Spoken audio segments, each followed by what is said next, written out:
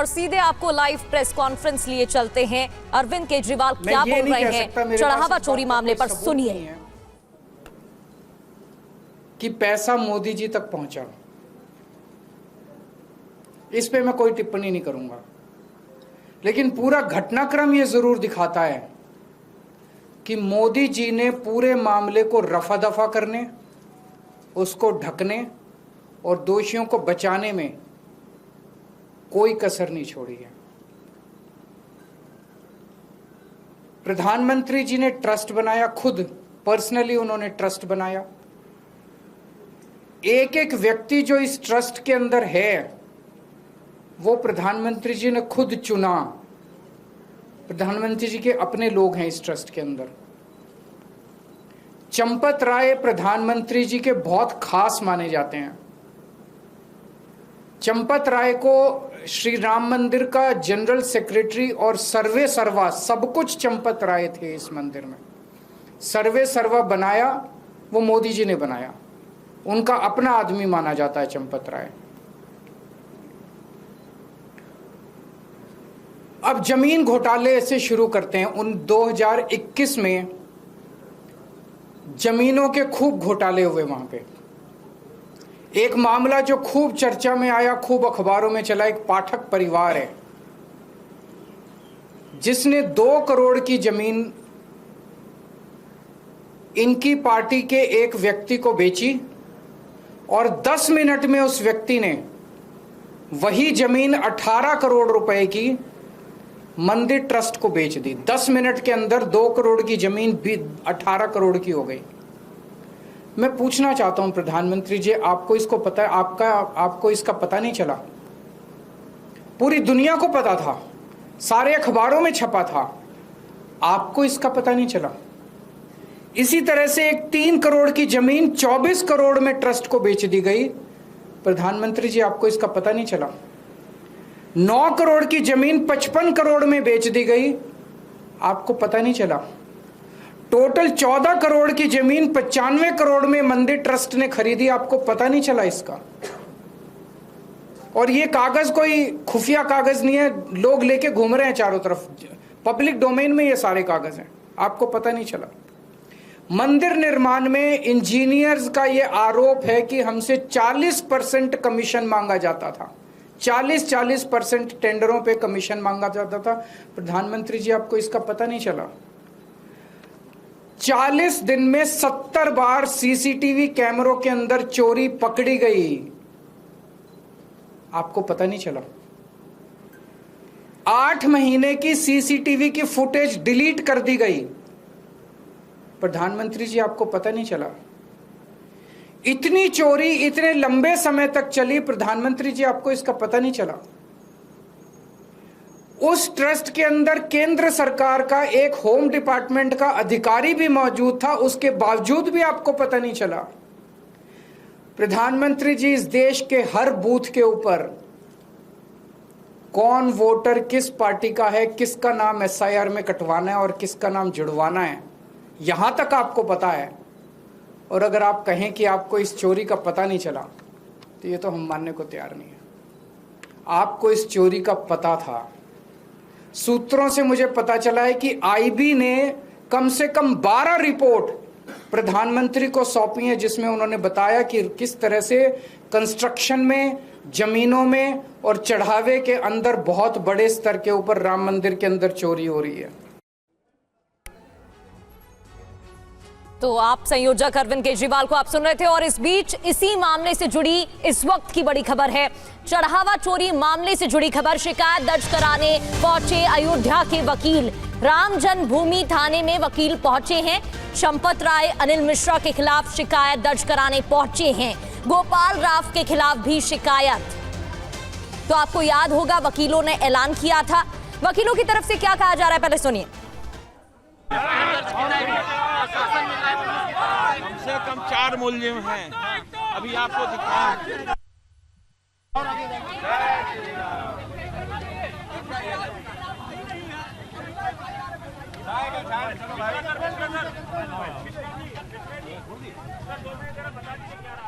तो शिकायत दर्ज कराने के लिए वकील पहुंचे हुए हैं, उनकी तरफ से क्या कहा जा रहा है वो भी आपको आगे सुनाएंगे, विस्तार से खबर आपको देंगे। लेकिन इस वक्त की ये बड़ी खबर है, राम जन्मभूमि थाने में पहुंचे हैं वकील, सुनिए। तहरीर जो है वो पुलिस ने दी है, क्या कार्रवाई है, क्या FIR वो दर्ज करेंगे कह रहे हैं। आप लोगों में से 2-4 लोग चलें, अभी मैं थाने में इसको GD दर्ज करके कार्यवाही कर दूंगा, आपको कॉपी दूंगा। उस कार्यवाही को मैं आपको FIR को खुलासा करता हूं कि वो 3-2.5 पृष्ठ में है। आप लोगों को उसका मुलाहिजा 10 मिनट के अंदर कराया जाएगा। FIR में किन-किन लोगों का नाम मेंशन्ड है? FIR में किन-किन लोगों का नाम मेंशन्ड है?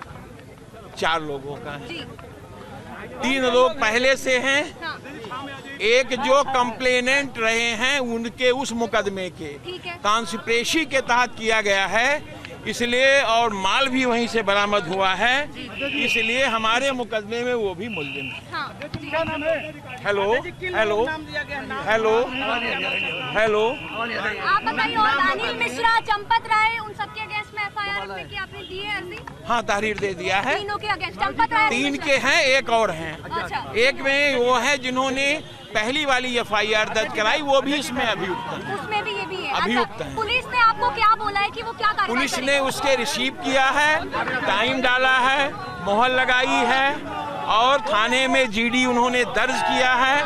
अब जाकर के वो अभी दर्ज करके कॉपी देने का उन्होंने आश्वासन दिया है। सौरभ मिश्रा, सेक्रेटरी शैलेंद्र जायसवाल और ये राकेश मिश्रा, संजय सिंह, आफ्ताब साहब, शेरू, ये लोग कॉपी लेने के लिए राम जन्मभूमि थाने गए हैं। अच्छा। आगे क्या आपकी डिमांड है? क्या आगे कागज मिल जाएगा तब हम मीटिंग करेंगे, उसके बाद की स्थिति उस पर तय की जाएगी। अभी दर्ज नहीं हुआ है, तहरीर गई है। तो देखिए वकीलों की तहरीर। और अभिजीत ठाकुर हमारे साथ, हमारे संवाददाता हमें ज्वाइन कर चुके हैं। अभिजीत, तहरीर में किस किस के खिलाफ शिकायत की गई है, किस किस के नाम हैं और वकीलों की तरफ से क्या कहा जा रहा है? देखिए, जैसा कि वकील शुरुआत से ही मांग करते रहे हैं कि इसमें ट्रस्टियों के खिलाफ भी FIR हो, तो उसमें जाहिर तौर पर चंपत राय, अनिल मिश्रा, गोपाल जी राव और कृष्ण मोहन, जिन्होंने जो वादी बने थे और शिकायत दी थी, FIR दर्ज करवाई थी आरोपियों के खिलाफ, उनका भी नाम इसमें दर्ज किया गया है। तो 4 नाम जो है वकीलों की तरफ से दिए गए हैं और बार एसोसिएशन की तरफ से दिए गए हैं और वकीलों की ये मांग है कि इन 4 को भी आरोपी बनाया जाए, इनके खिलाफ भी FIR दर्ज की जाए। फिलहाल उन्होंने तहरीर दे दी है, उनको रिसीविंग मिल गई है, लेकिन उनका कहना है कि इसमें FIR दर्ज होगी और जो पुलिसकर्मी, पुलिस अधिकारी वहां पर मौजूद है जिन्होंने तहरीर को रिसीव किया है SHO ने, उन्होंने उनको आश्वासन दिया है कि हम इसमें कार्रवाई करेंगे, यानी कि अगर FIR दर्ज होती है तो उसकी कॉपी वकीलों ने डिमांड की है तो उसके लिए वो इंतजार करेंगे। लेकिन ये मांग शुरुआत से वकील उठाते रहे हैं कि ये इसमें बड़े लोगों को बचाया जा रहा है और बड़े लोगों को बचाया जाना नहीं चाहिए। जो जिम्मेदार लोग हैं उनको भी इसमें आरोपी बनाया जाना चाहिए, उनके खिलाफ भी FIR दर्ज होनी चाहिए। तो उसमें उन्होंने अपना अगला कदम जो है वो बढ़ा दिया है। सबसे पहले उन्होंने सरकार से मांग रखी थी और समय दिया था। आज की तारीख की उन्होंने घोषणा की थी कि वो खुद थाने जाकर तहरीर देंगे। अब ये कार्रवाई भी उन्होंने कर दी है। अब ऐसे में देखना होगा कि आरोपियों का नाम क्या FIR में दर्ज किया जाता है या फिर पुलिस अब इस पर आगे क्या कार्रवाई करती है। बिल्कुल, वकीलों की तरफ से तो तहरीर दे दी गई है। अभिजीत, बैठक की बात भी वकीलों ने कही है, कब वो बैठक करते हैं वो भी देखने वाली बात है। बहुत बहुत शुक्रिया फिलहाल के लिए, आपके पास लौटेंगे। लेकिन राम मंदिर ट्रस्ट सदस्य दिनेंद्र दास का गोपाल राव पर आरोप है। एक और बड़ी खबर, राम मंदिर ट्रस्ट सदस्य दिनेंद्र दास का गोपाल राव पर आरोप। गोपाल राव के आने के बाद मंदिर में गड़बड़ी बढ़ गई, ये दिनेंद्र दास की तरफ से कहा जा रहा है। राम की परंपरा को नहीं मानते गोपाल राव।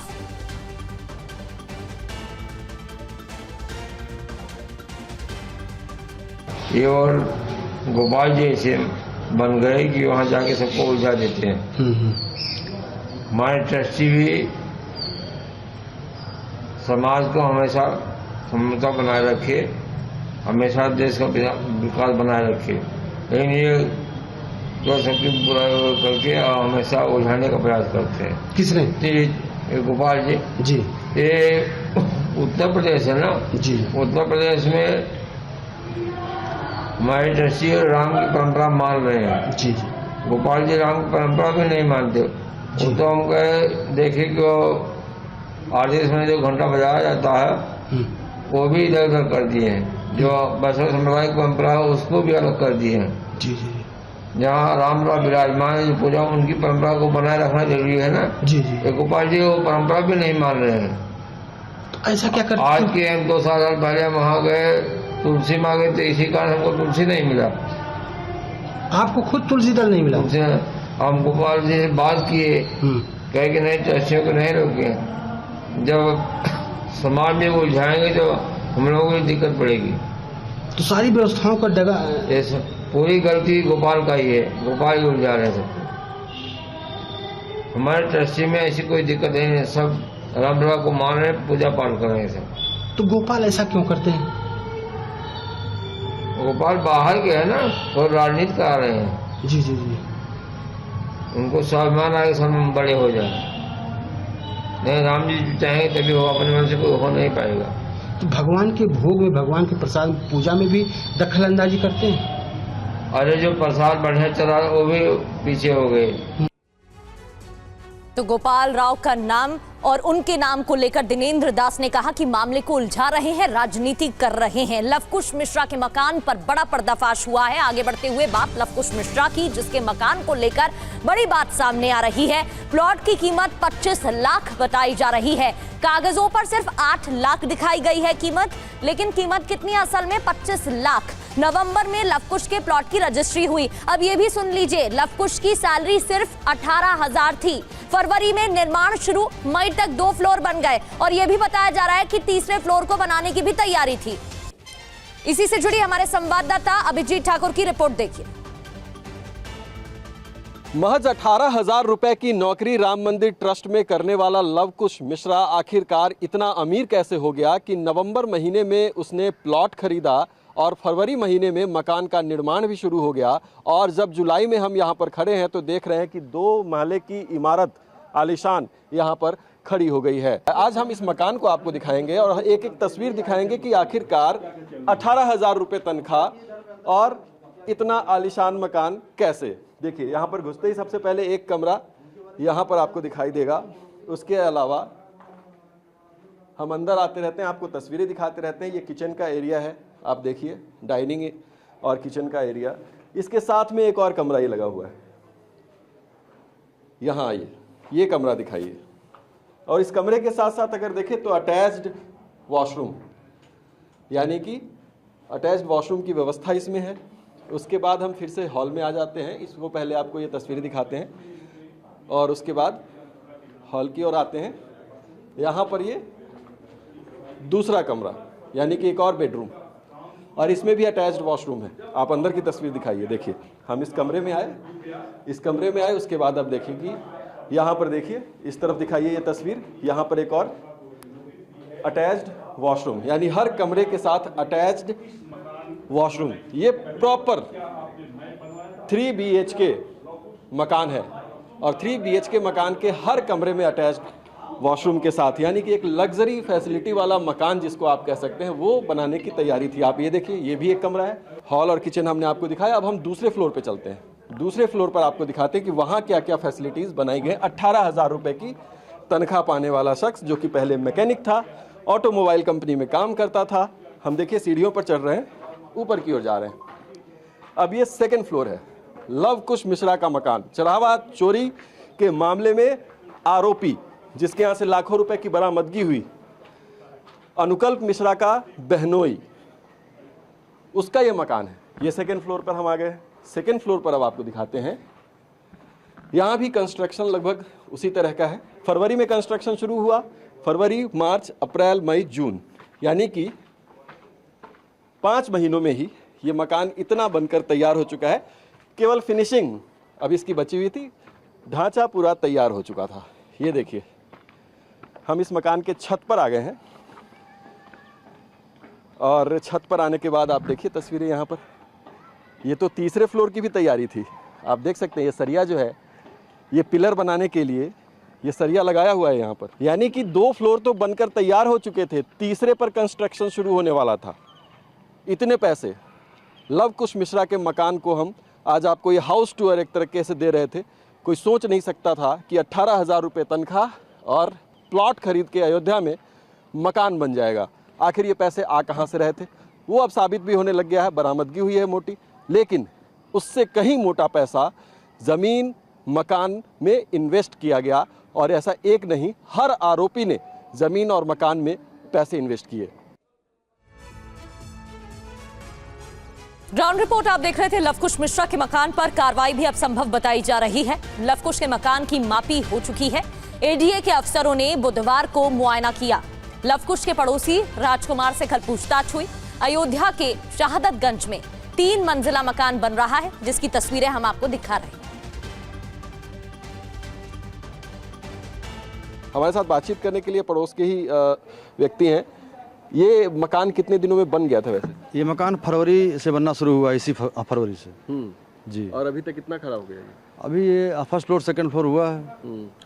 तो ये आज यहाँ पर आए थे डेवलपमेंट अथॉरिटी के लोग या कल? कल कुछ लोग आए थे अंदर में थे, हमारे भी घर पे भी आए थे, पूछताछ कर रहे थे। क्या सब पूछा? कि कौन सा प्लाट नंबर है, आपका मकान नंबर क्या है, कैसे क्या है। हमने जो जानकारी थी वो उनको बता दी। पुलिस के लोग भी आए थे क्या? पुलिस के लोग भी आए थे, हमको भी पूछताछ के लिए अब ले गए थे। आपको ले गए, क्या पूछा आपसे? अब यही पूछा कि आप कैसे जानते हैं। तुमने बताया भाई पड़ोस में मकान बन रहा है, दीवार से सटे है। तो फिर मुलाकात और बातचीत, अब जब भूमि पूजन कराने आए तब सारे मोहल्ले के लोग कथा में इकट्ठा हुए, लोग प्रसाद लेने के लिए, ऐसे मुलाकात हुई। फिर काम चलता गया। भाई बोरिंग के लिए पानी की ज़रूरत थी, पानी दिया हमने, फिर उनकी बोरिंग हो गई, पानी में फिर मिस्त्री लोग काम करते थे, बाकी ज़्यादा मुलाकात नहीं होती थी। कभी कभार जब भी लवकुश मिश्रा से मुलाकात आपकी हुई, बात आपकी हुई, कभी उसने बताया कि कितने का प्लॉट खरीदा है क्या? नहीं, ये सब नहीं बताया हमको, कितने का लिया, कितने अम्बा का नहीं लिया। लवकुश मिश्रा से कभी ऐसी बातचीत हुई कि क्या काम करता है, कहाँ काम करता है? काम क्या करता है तो बताया था भाई, जैसे आदमी बगल बन रहा था, हमने बताया राम मंदिर में ड्यूटी करते हैं। क्या करते हैं ये नहीं पता था हमको। प्लॉट कब खरीदा था कभी बताया उसने? क्योंकि जब खरीदा जो है हम लोग जानकारी में है, इसी नवंबर में खरीदा था, अक्टूबर या नवंबर में रजिस्ट्री हुई थी इसकी 25 में। तो चढ़ावा चोरी के किरदारों की अब बात करते हैं। बड़ा पर्दाफाश हुआ है। हर दिन नई बातें सामने आ रही हैं। टिन्नू यादव चंपत राय का करीबी माना जाता है। दानपात्र की चाबियां रखता था। नोट गिनती वाले हॉल की भी चाबी टिन्नू के पास थी। टिन्नू के ठिकाने से कैश गहने बरामद हुए हैं। एसबीआई में ही टिन्नू और उसकी पत्नी का खाता है और कर्मचारियों को रखने की सिफारिश की गई थी, जिसके बाद बैंक कर्मचारियों से भी अब पूछताछ की जा रही है। अब बात अनुकल्प मिश्रा की। उम्र है लगभग 20 साल, बीए का छात्र। पहले फूड डिलीवरी जैसा पार्ट टाइम काम किया करता था और मंदिर में वेतन लगभग 18,000 प्रति महीना है। 65 लाख रुपए का मकान खरीद लिया 18,000 की तनख्वाह के साथ। 20 जुलाई 2025 को गृह प्रवेश हुआ। भागवत कथा में चंपत राय शामिल भी हुए। भागवत कथा में 5 लाख रुपए खर्च किए गए। अब ये कई बड़े सवाल हैं कि 18,000 की सैलरी पर इस तरीके से पैसे कैसे खर्च किए, पैसे कहां से आए। लवकुश मिश्रा, जिसका घर आप देख रहे थे, पहले ऑटोमोबाइल कंपनी में नौकरी करता था, बाद में मंदिर में कैश काउंटिंग में लगाया गया था। पत्नी के खाते से हर महीने करीब 2 लाख जमा, लगभग 25 लाख रुपए की जमीन खरीदी। 80 से 90 लाख में मकान बनवाने का आरोप है। पिता बच्चू लाल भी हिरासत में लिए गए हैं, उनसे भी पूछताछ हो रही है। और अब बात अविनाश शुक्ला की। भाई अभिषेक के साथ योगा सिखाता था, योगा सेंटर में ही रहता था जहां से एक बक्सा मिला। अविनाश बाद में कैश काउंटिंग टीम में शामिल हो गया। 5 जून को 10 लाख रुपए भी बरामद हुए हैं। हार्ड कैश रखा, महंगी खरीदारी की और कौशलपुरी में मकान किराए पर भी ले लिया था, जिसको लेकर भी सवाल उठ रहे हैं। अब आगे बढ़ते हैं और बात मनीष यादव की करते हैं। देखिए, कई किरदार हैं। मनीष यादव की उम्र 20 साल और टिन्नू का भतीजा है ये।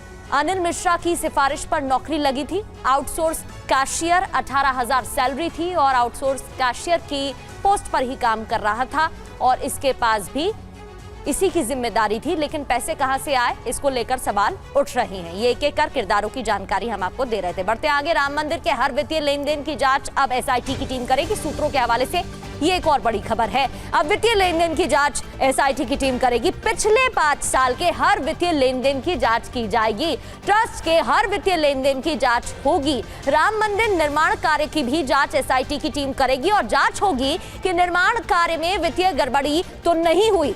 अब तक की जांच में एसआईटी को अहम सबूत मिल चुके हैं। तो चढ़ावा चोरी के बाद राम मंदिर में सुरक्षा भी बढ़ा दी गई है। कर्मचारियों की एंट्री और एग्जिट पर तलाशी जरूरी है। पहले बाहर निकलने पर तलाशी नहीं होती थी। सुरक्षा व्यवस्था की समीक्षा के बाद यह फैसला लिया गया है। अब कोई कर्मी बिना जांच के बाहर नहीं जा सकेगा। एंट्री और निकास दोनों जगहों पर जांच और सख्त कर दी गई है।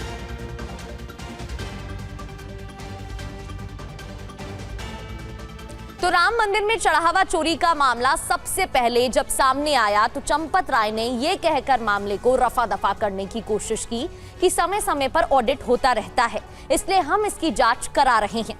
वहीं 14 जून को जब एसआईटी जांच की सिफारिश की गई तो 14 जून को TV9 से गोपाल जी राव ने कहा कि राम मंदिर को लेकर जो अफवाहें फैल रही हैं उसे दूर करने के लिए एसआईटी जांच की सिफारिश की जा रही है। श्री राम जन्मभूमि तीर्थ क्षेत्र अपने भिन्न भिन्न कार्यों का ऑडिट समय समय पर करता रहता है। हुंडी काउंटिंग कमरे का ऑडिट भी होता है। हुंडी काउंटिंग कमरे का ऑडिट राम जन्मभूमि तीर्थ क्षेत्र के न्यासीगण, कार्यकर्ता और स्टेट बैंक के कर्मचारी मिलकर करते हैं। ये कार्य कई दिनों तक चलता है। यही कार्य आजकल हो रहा है। कोई भी उल्लेखनीय बात किसी के भी ध्यान में अभी तक नहीं आई है। श्री राम जन्मभूमि न्यास और स्टेट बैंक जो दान पात्र का गणना करता है हुंडी का, तो उस दृष्टि से ऑडिट कर रहे थे। बीच में भ्रम फैल गया। लोगों के भ्रम को दूर करना, इसलिए ट्रस्ट ने निर्णय लिया कि इसका सही जांच होना चाहिए और हमने राज्य सरकार को स्पेशल इन्वेस्टिगेशन टीम एसआईटी की गठन के लिए निवेदन किया था। राज्य सरकार ने 12-15 घंटे में हमारा विनती को स्वीकार करते हुए एसआईटी का गठन किया। 3 लोगों का बेंच उन्होंने घोषित कर दिया। इसलिए हम राज्य सरकार को धन्यवाद देते हैं। हम सभी दृष्टि से सहयोग करेंगे।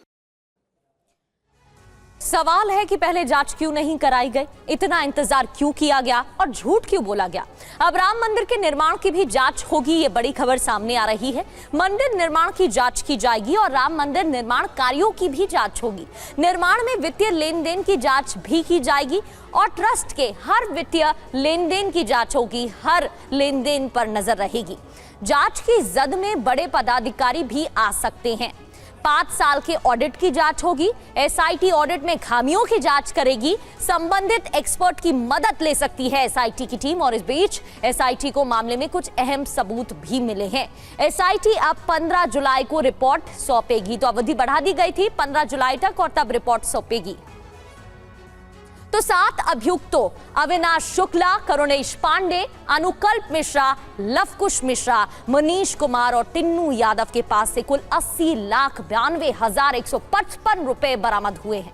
इसके अलावा पुलिस को अविनाश शुक्ला के पास से कई कीमती धातु भी मिले हैं। बड़ी बात क्या है, ये कि सभी अभियुक्तों ने अपने जुर्म को कबूल किया है और बताया है कि किस तरीके से लोगों की श्रद्धा के साथ खिलवाड़ किया जा रहा था। अब खबर चढ़ावा चोरी के 5 चरण से जुड़ी हुई करते हैं।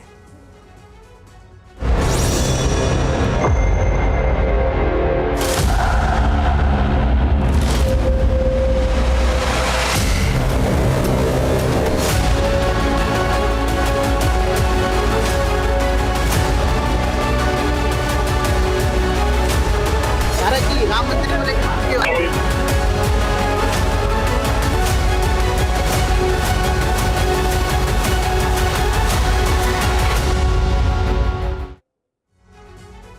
तो TV9 के सनसनीखेज पर्दाफाश में आज हम चढ़ावा चोरी के उस पूरे खेल की परतें आपको बताएंगे जो सिर्फ चोरी तक सीमित नहीं है बल्कि एक सुनियोजित घोटाले की ओर इशारा करता है। अब तक चढ़ावा चोरी को लेकर जो खुलासे सामने आए हैं ये उनसे कहीं ज्यादा चौंकाने वाला है। हमारी पड़ताल में ऐसे दस्तावेज, ऐसे सबूत और ऐसे दावे सामने आए हैं जो भर्ती से लेकर कैश काउंटिंग और मंदिर परिसर में एंट्री तक कई गंभीर सवाल खड़े करते हैं। इस पर्दाफाश में हम आपको बताएंगे चढ़ावा चोरी के 5 चरण।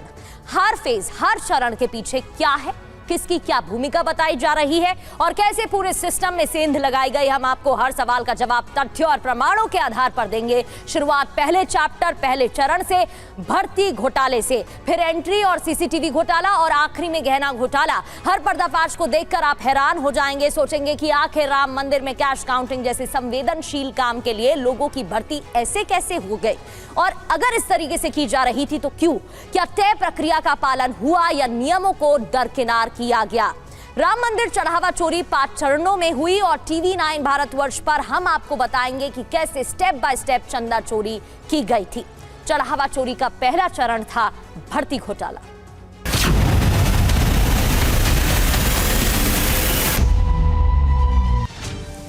तो चरणबद्ध तरीके से चढ़ावे की चोरी की गई अभियुक्तों की मार्च 2025 में भर्ती और ज्यादातर वीएचपी आरएसएस से जुड़े हुए थे।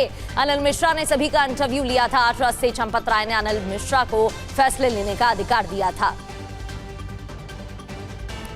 चढ़ावा चोरी का पहला चरण भर्ती घोटाला, इससे जुड़ी एक जानकारी आपको देते हैं।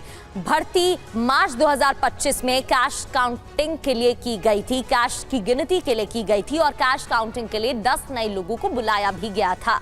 2 मार्च 2025 में चंपत राय ने 10 लोगों को बुलाया था।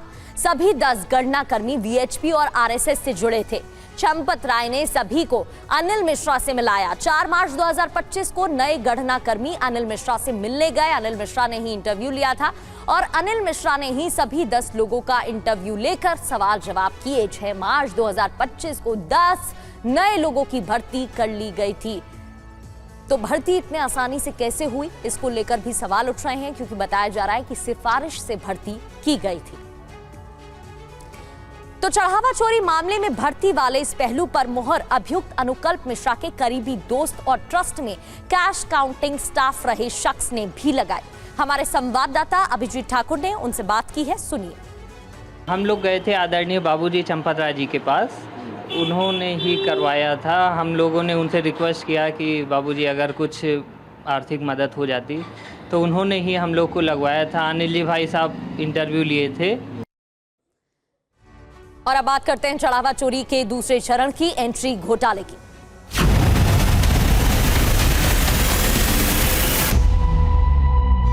इससे जुड़ी खबर यह है कि शुरुआत में गणना कर्मियों का कोई आई कार्ड नहीं बना था। ड्यूटी शीट के जरिए ही मंदिर परिसर में ये एंट्री लिया करते थे। TV9 भारतवर्ष के पास ड्यूटी शीट की कॉपी भी है। टीवी स्क्रीन पर आप देख रहे हैं, ये देखिए, ये वही ड्यूटी शीट की कॉपी है। इसमें 10 नाम भी हैं, उनका पता भी दर्ज है। ट्रस्ट के कर्मचारियों की कहीं कोई चेकिंग नहीं होती थी। हालांकि अब नियम बदल गए हैं, लेकिन जब नियमों का पालन नहीं किया जा रहा था, उस पर सवाल खड़े हो रहे हैं। ड्यूटी का समय सुबह 9 बजे से शाम 5 बजे तक था। इनका कोई आई कार्ड था ही नहीं। ये सिर्फ इस ड्यूटी शीट के आधार पर एंट्री लिया करते थे। तो दूसरे चरण एंट्री घोटाले में कई बातें सामने आ रही हैं। भर्ती के बाद गणना कर्मियों का आई कार्ड नहीं बना था। ड्यूटी शीट दिखाकर ही मंदिर परिसर में एंट्री लिया करते थे, प्रवेश दिया जाता था। नए नियुक्त गणना कर्मी ड्यूटी शीट से ही आते जाते रहते थे।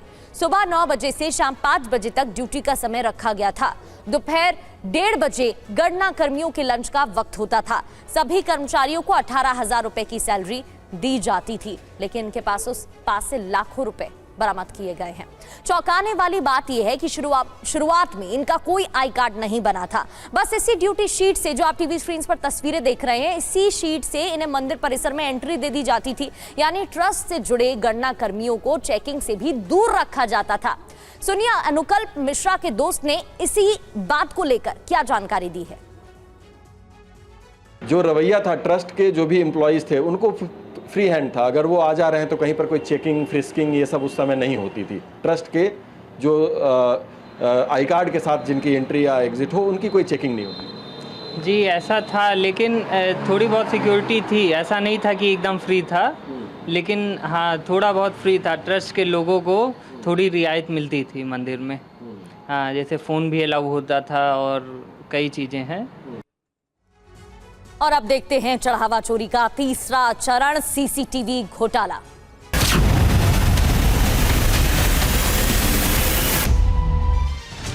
तो कैश काउंटिंग की निगरानी में लापरवाही,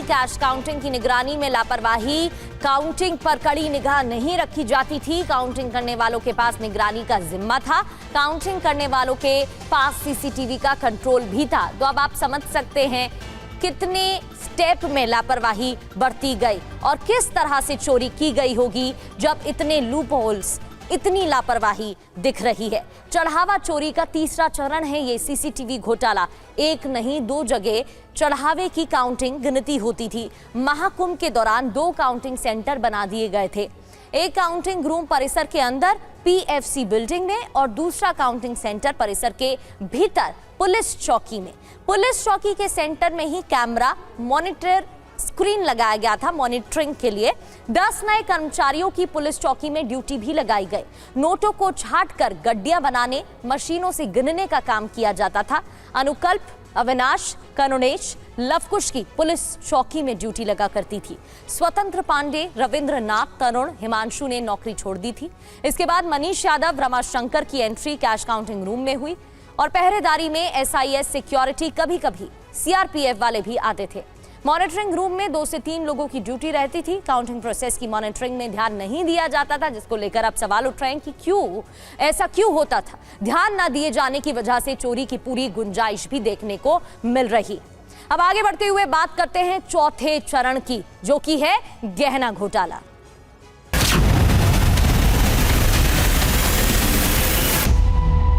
तो कैश के अलावा गहनों की भी बड़े पैमाने पर चोरी, ना सिर्फ कैश, गहनों की भी बड़े पैमाने पर चोरी हो रही थी। गहनों की आसानी से चोरी कर ली जाती थी। जब पैसों की चोरी आसानी से हो रही थी तो गहनों की तो आसानी से चोरी हो ही जा रही थी।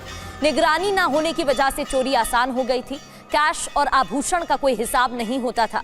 CCTV में लापरवाही थी, आसानी से चोरी हो रही थी। गिनती को लेकर भी लापरवाही की बातें सामने आ चुकी हैं। गहना चोरी की एक एक डिटेल आपको बताते हैं। क्या है गहना घोटाला? मंदिर का दान पुलिस चौकी काउंटिंग रूम में जाता था। काउंटिंग रूम में कैश, आभूषण अलग किए जाते थे। दान के कैश, आभूषण का कोई हिसाब नहीं होता था। तो आप समझ सकते हैं जब हिसाब नहीं था तो कितनी आसानी से हेरफेर होती होगी। मॉनिटरिंग ना होने से चोरी आसानी से की जाती थी। आभूषण को गणना कर्मी आसानी से चोरी कर लेते थे। नए गणना कर्मी दान के आभूषण को गायब करते थे, ये भी जानकारी है। सूत्रों के मुताबिक चढ़ावे में आने वाली ज्वेलरी का भी कोई हिसाब किताब नहीं रखा गया, जिस वजह से चढ़ावा चोरों के लिए चोरी करना बहुत आसान हो गया था। इसकी वजह है सिक्योरिटी भी। सुनिए अनुकल्प मिश्रा के दोस्त ने इस मुद्दे पर क्या कहा। सिक्योरिटी होनी चाहिए। हमारे हिसाब से जितनी सिक्योरिटी आम नागरिक के लिए है, अगर उसकी आधी भी सिक्योरिटी अगर ट्रस्ट के लोगों के लिए हो जाए तो वो बेहतर रहेगा। और अब बात करते हैं चढ़ावा चोरी के 5वें चरण भगवान घोटाले की।